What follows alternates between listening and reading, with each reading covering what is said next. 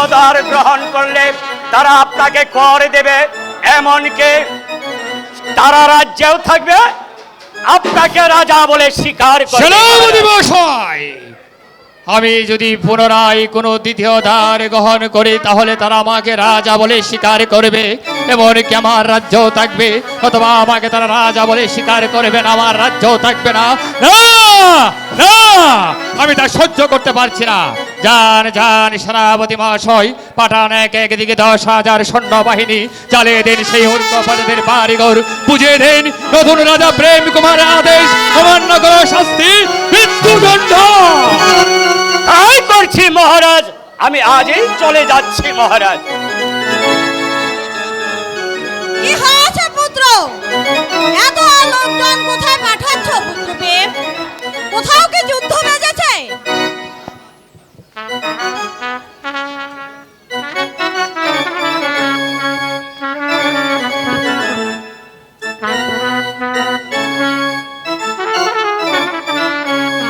না মা, যুদ্ধ বাদে নেই মা, যুদ্ধ বাদে নেই, কিন্তু মা যুদ্ধের চেয়েও বড় বিষম। আমি এক গরিব কন্যা বিবাহ করেছি বলে প্রজারা আমাকে রাজা বলে স্বীকার করতে চায় না, এমনকি আমার রাজ্য থাকতে চায় না। তাই তো আমি সে কথা সহ্য করতে না পেরে সেনাপতি মহাশয়কে বলেছি পাঠাতে একদিকে 10,000 সৈন্যবাহিনী, চালিয়ে দিতে সেই মূর্খ প্রজাদের বাড়ি ঘর। তুমি আমায় কি করবো মা? পুত্র প্রেম কুমার, প্রজারা কি চায় খুলে বলো আমার কাছে বাবা। মন্ত্রী মহাশয়, এখন আপনি রাজপ্রাসাদ ত্যাগ করুন। আমার কথার জবাব দিচ্ছ না যে পুত্র প্রেম? মাজননী, আমি আপনাকে কি জবাব দেব মাজননী? যেই জবাব আমার হৃদয়ে অর্পণ করে নেই, সেই জবাবের ভার আমি সহ্য করতে পারছি না। পদদের মনোরঞ্জন পূরণ করতে, আমার একমাত্র মাজননীর আশীর্বাদ আমাকে পালন করতে আমি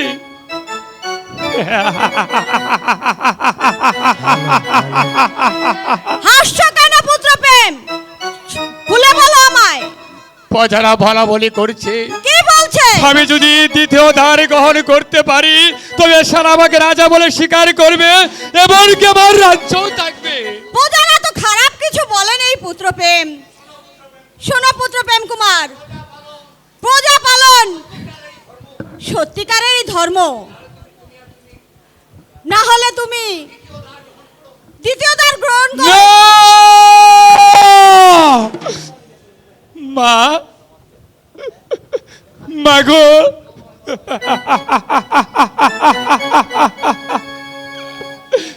তুমি তুমি তো আমারই গর্ভধারিণী মা। বলো মা, আমি সেই রাজ্য পরিচালনায় আজ আমি কত বড় অপরাধী। আমি যাকে ভালোবেসে এই রাজপ্রাসাদে এনেছি, তুমি আবার বলছো আমার আমার না না, এ কথা বলো না মা, এ কথা বলো না যে আমি পারবো না। আমি কোনোদিন আমার আলোকে ভুলে যেতে পারবো না। প্রেম, হ্যাঁ মা। এই যে একটি কথা মনে রেখো, তুমি দ্বিতীয় বিয়ে করবে, এ হলো তোমার মাতৃ আজ্ঞা। মাতৃআজ্ঞা, মাতৃআজ্ঞা, মাতৃআজ্ঞা, মাতৃআজ্ঞা পালন করতে পশু পণ্ডব দয়পতিকে করেছিল পঞ্চভাবে বিভক্ত, রামচন্দ্র গিয়েছিল বনে। তুমি আমার অপরাধ ক্ষমা করো মা, তুমি আমার অপরাধ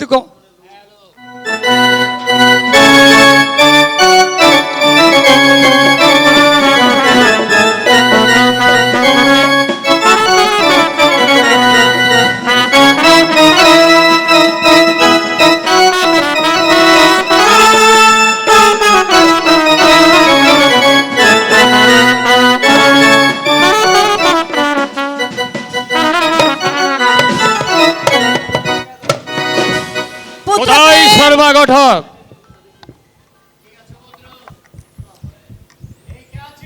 এই কে আছিস? সর্বঘটককে পাঠিয়ে দে। আগে আগে আগে আদেশ করুন, আদেশ করুন, আদেশ করুন রানীমা। শোনো শর্মা ঘটক, বলেন মহারাজ। আমি শুনেছি স্বর্গরাজার নাকি একজন কন্যা আছে, তার নাম মীনা কুমারী। কিন্তু আমি আমার মায়ের কাছে অদাবদ্ধ হয়েছে, আমি দ্বিতীয় ধার গ্রহণ করব। আমার মনে হয় তুমি স্বর্গরাজের কাছে আমার বিয়ের পয়সাম নিয়ে যাবে। তাই তাই হবে মহারাজ, তাই হবে। আমি আর দেরি না করে আজই এখনই আমি চলে যাব ঠকরাজার বাড়িতে মহারাজ। বেশ, তুমি তাই যাও। ঠিক আছে মহারাজ, আমি তাই যাচ্ছি। আম্মি জান, বলো পুত্রপ্রেম। তোমার আদেশ তবে আর কোনোদিন অবন্য করিনি আম্মি জান, কিন্তু তুমি যে আমার আসামির কাঠগড়ায় ধারালে সেই জবাব তোমায় দিতে হবে। এবার চলো আম্মি জান, আমরা রাজপ্রাসাদ ত্যাগ বেশ, করি। তাই চলো।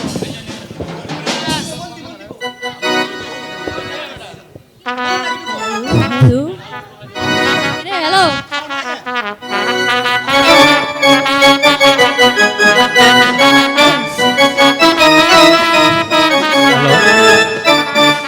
নাই যাও।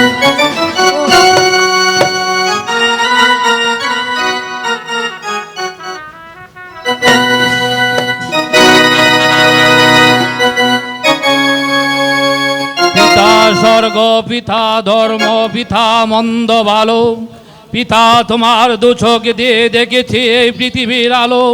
আশীর্বাদ করো পিতা, আশীর্বাদ করো, তোমার আশীর্বাদ মাথায় নিয়ে আমি যেন এই সিংহাসন রক্ষা করতে পারি এবং ন্যায় বিচার প্রতিষ্ঠা করতে পারি।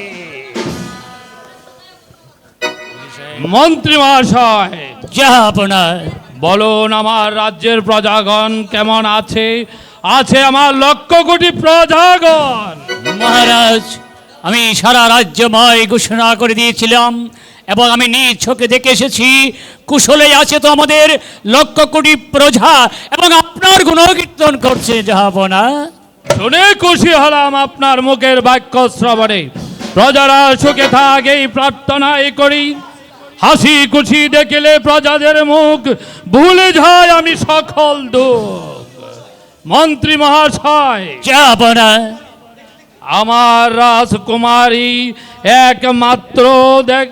আমার একমাত্র মেয়ে মীনা দেখতে দেখতে বিয়ের উপযুক্ত হয়ে গেছে। জি জাহাপনা, আপনি দেখে শুনে একটি সুপাত্রের ব্যবস্থা করুন। নিশ্চয় জাহাপনা, আপনাদের শিরোধার্য। জয় হোক মহারাজের, জয় হোক মহারাজ। শর্মা ঘটক, মহারাজ, হঠাৎ আমার দরবারে আগমন। মহারাজ আমি এসেছি যুবরাজ একই সুসংবাদ নিয়ে মহারাজ। কিসের সুসংবাদ? মহারাজ আমি এসেছি যুবরাজ প্রেম কুমার আপনার মেয়েকে বিয়ের প্রস্তাব দিতে মহারাজ। প্রেম কুমারের বিয়ের প্রস্তাব? কিন্তু হ্যাঁ। আমরা তো জানি প্রেম কুমার সে বিয়ে করেছে। বিয়ে করেছে? জি জাহাপনা। আর বিবাহিত ছেলের সঙ্গে আমার মেয়ের বিয়ে, তা হয় না শর্মা ঘটক, তা কোনোদিন হয় না। আপনি চলে যান। মহারাজ বিয়ে করেছে তাতে কি হয়েছে? আগে যাকে বিয়ে করেছে সে হলো এই রাজ্যের দাসী, আর এখন যাকে বিয়ে করবে সে হবে রাজ্যের রানী। কথাই ঠিক যুক্তি আছে আছে শর্মা জাহাপনা। ঘটক, আমি একটু ভেবে চিন্তে দেখি। আর আমার মা মীনা কুমারীর সঙ্গে একটু বুঝে শুনে তারপরে আমি আপনাকে কথা দিচ্ছি। ঠিক আছে মহারাজ, ঠিক আছে। এ কে আছিস? আমার মা মীনা কুমারীকে এখানে পাঠিয়ে দে। পিতা, আমাকে স্মরণ করেছেন পিতা? হ্যাঁ মা, তোকে স্মরণ করেছি। তোর জন্য আমি বিয়ের আয়োজন করতে চাই, এতে তোর কি অভিমত? পিতা, আপনি যা ভালো মনে করবেন আপনি তাই করবেন। মিনা,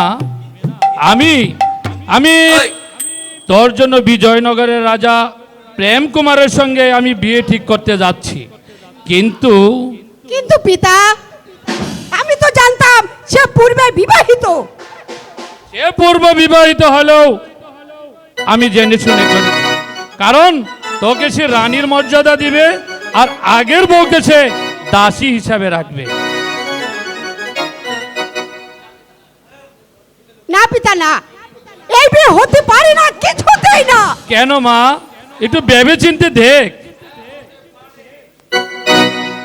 হ্যাঁ পিতা, হতে এবারে বিবাহ, কিন্তু একটি শর্তে। কিসের শর্ত মা? শর্ত এটাই, যদি ওই রাজ্যটা আমার নামে লিখে দেয়, নচেত নয় পিতা। এই যাব না, মহাশয়, ঘটক সাহেবকে বলে। এবার এই আপনি বিষয়ে বলুন। কথা বলা প্রয়োজন। আমার নামে কি রাজ্যটা লিখে দিতে পারবে? আপনি প্রস্তাব দিয়েছেন, আমি যুবরাজ পেপারকে প্রস্তাব দিয়ে আসি। আপনি তাকে বলে দিবেন, যদি রাজ্যটা লিখে দেয় তবেই বিবাহ হবে, নচেত হবে না। আর হ্যাঁ, সেই দলিলে আপনারও স্বাক্ষর চাই। হবে হবে, আগে 100 বার হবে। ঠিক আছে শর্মা ঘটক, এখন আপনি যান। আগে আগে যাচ্ছি মহারাজ। মহারাজের জয় হোক। বাহাবারি বাবা, মেয়ে নয়, সে যেমন একেবারে আকাশের পরি। মন্ত্রী মহাশয়, যাব না, চলুন এখন আমরা অন্দরমহলে যাই। তাই চলুন, যাব না।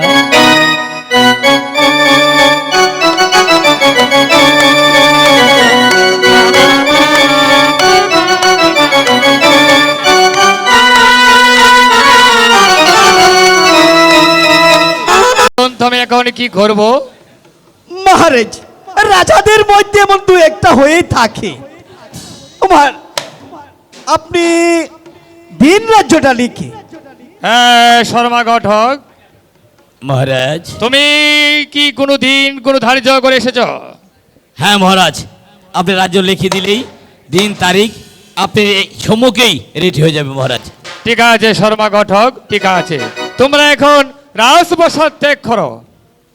ঠিক আছে ঠিক আছে মহারাজ, মহারাজের জয় হোক।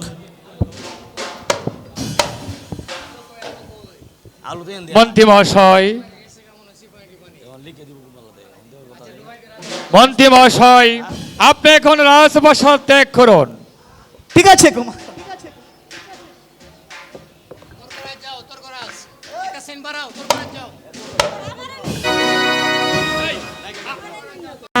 দেখি, আমি যে স্বামী রুকে যাব আবার দ্বিতীয় দ্বার গ্রহণ করতে, কিন্তু আমি আমার ভালোবাসার আলোকে কি বলে যাব? সে যদি এসে আমায় দেখে তবে সে হয়তো অনেক কষ্ট পাবে। একই স্বামী, আপনি এরকম বিচলিত হয়ে কোথায় চলছেন স্বামী? আলো, বলুন স্বামী। আলো,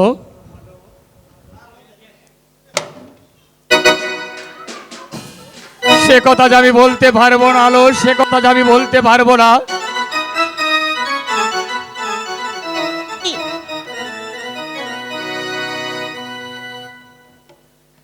বলুন স্বামী।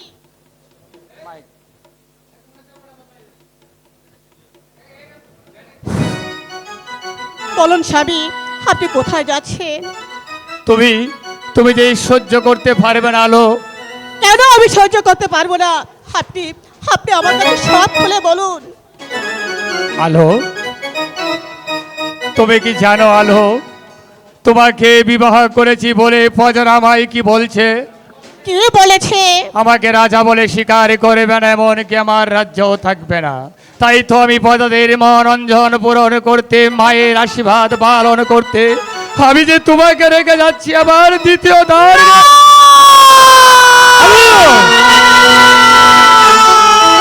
আলো,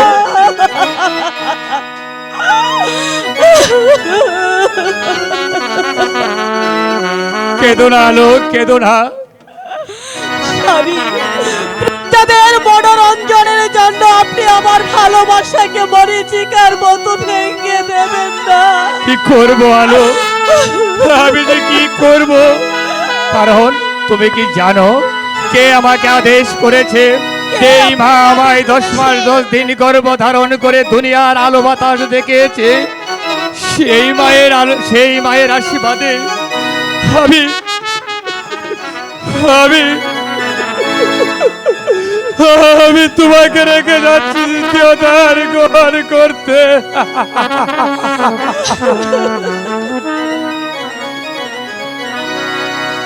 তাই যদি হয়, বলো।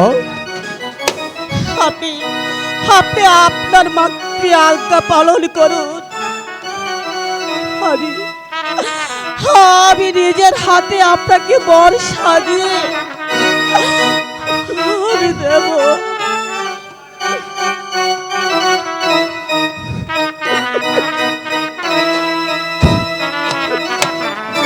পারবে? পারবে তুমি তোমার নিজের স্বামীকে নিয়ে যাহাতে ঘর সাজিয়ে দিতে? বলো আলো, পারবে? পারবো স্বামী, আমি পারবো। আলো, আলো, তুমি যে কি? আমি পাশানি, আমি মানুষ।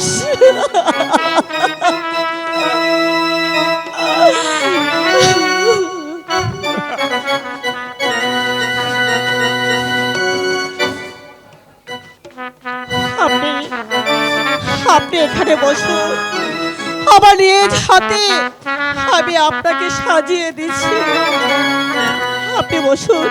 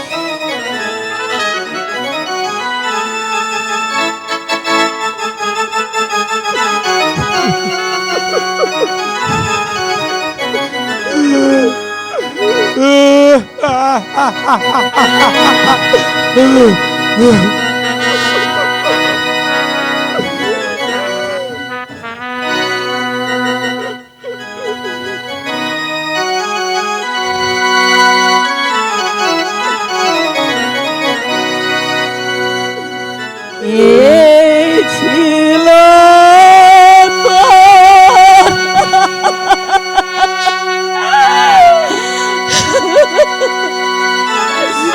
মনে নেব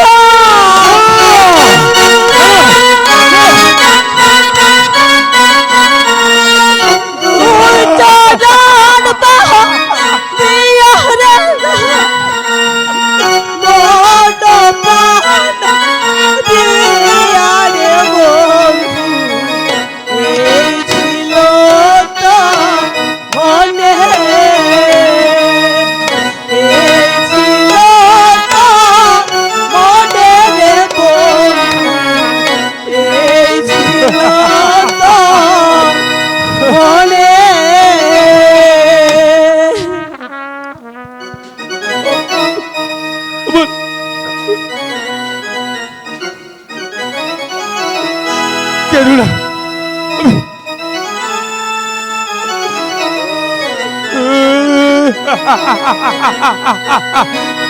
হ্যালো, স্বামী, আমি যে এক অপরাধী। থাকিতে